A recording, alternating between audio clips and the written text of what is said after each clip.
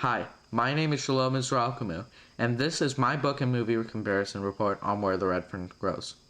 Where the Red Fern Grows is an excellent book, and it's also a good movie, and I decided to do a comparison report on it. Obviously, there are many differences between books and movies, but I decided to go for the more specific ones for my report on Where the Red Fern Grows.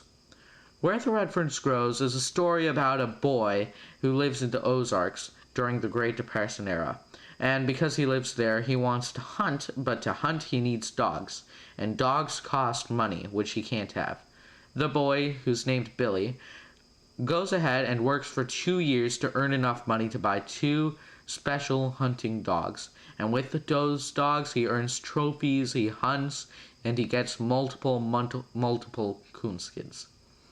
So, with that being said, there are many differences between the book and the movie. One of the biggest ones is definitely in the introduction. The book and the movie are introduced in such remarkably different ways. In the book, Billy, who's old right now, 70, goes ahead and saves the dog, who's the same breed, from a pack of angry street dogs trying to kill him. And he nurses the dog, and he lets the dog go out in the wild again. And in this story, it was very nice because it gave him a reason to think back on his boyhood days. And it also gave you a glimpse of the future and of the trophies he would get later on in the book. So you know he'd have to get those trophies. However, in the movie, it just starts. There's no prelude or anything.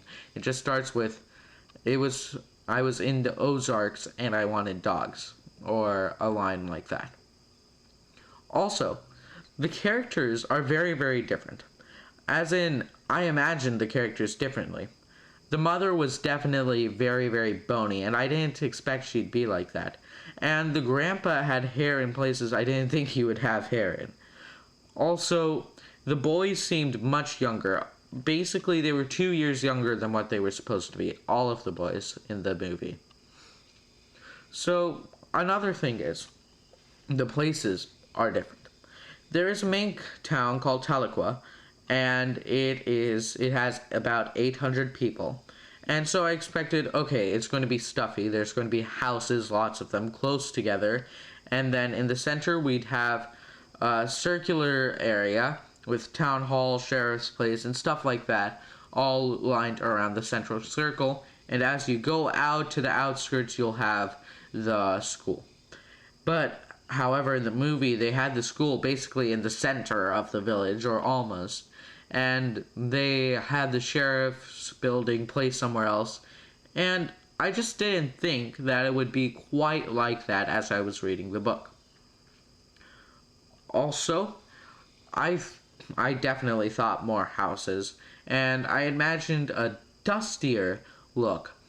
Again, I could be right or wrong about how it looks, but I definitely did see the difference in the movie and my imagination of what I thought they would be. This book can get quite violent, not the movie, and it shows in the death of Rainey and the death of Old Dan. Old Dan being the older dog. So, not Rainey, Reuben.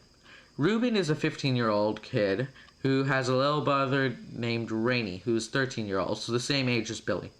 And Reuben and Rainey are brats. They are completely selfish and they get into lots of trouble. So, when Reuben makes a bet with Billy that Billy can't coon a dog, things don't end well and Reuben ends up with an axe sticking out of his stomach. Of course, Reuben dies, but there's quite a few differences here.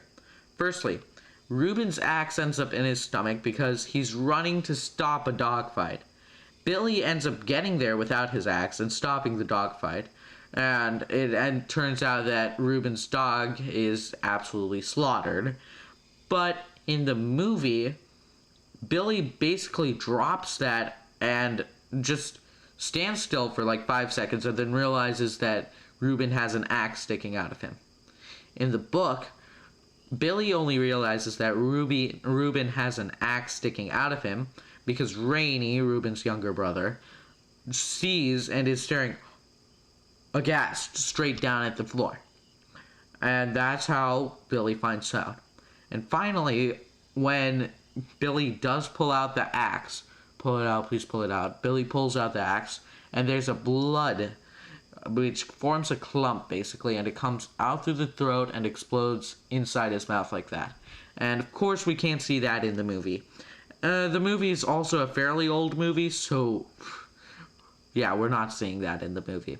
Also, Dan dies in the end of the book, protecting Billy from a mountain lion. And when he dies, the book is very,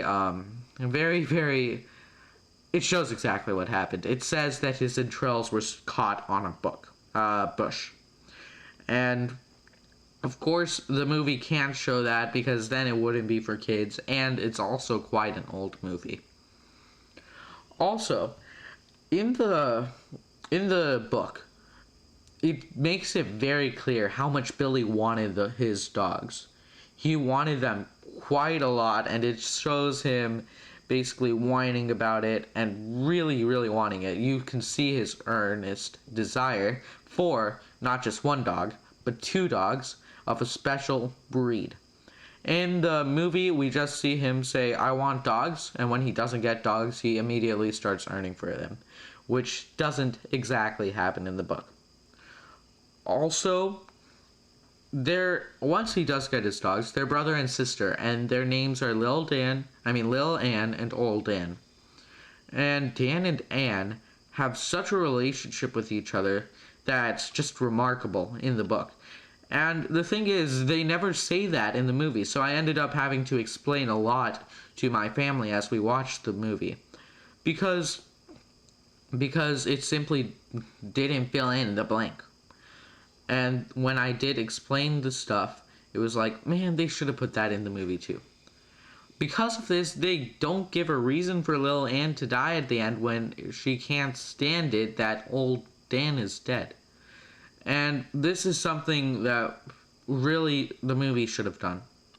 In conclusion, I do like the movie, but honestly, the book is just much better in every single way.